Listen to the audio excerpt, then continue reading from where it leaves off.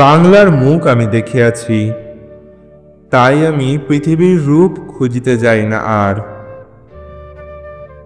অন্ধকারে জেগে উঠে ডুমুরের গাছে চেয়ে দেখি, ছাতার মতো বড় পাতাটির নিচে বসে আছে ভোরের দোয়েল পাখি।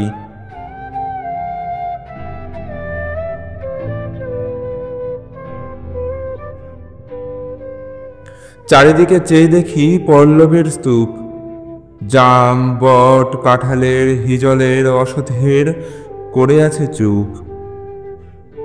ফণি মনসার ঝোপে সটি বনে তাহাদের ছায়া পড়িয়াছে।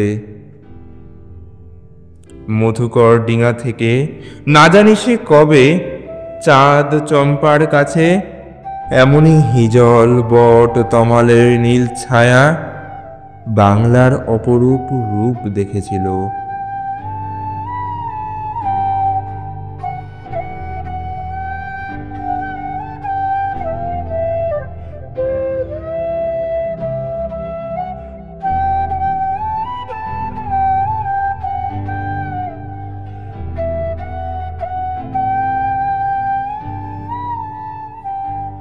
বেহুলাও একদিন গাঙুরের জলে ভেলা নিয়ে কৃষ্ণা দ্বাদশীর জ্যোৎস্না যখন মরিয়া গিয়াছে নদীর চড়ায়, সোনালি ধানের পাশে অসংখ্য অসত্য বট দেখেছিল।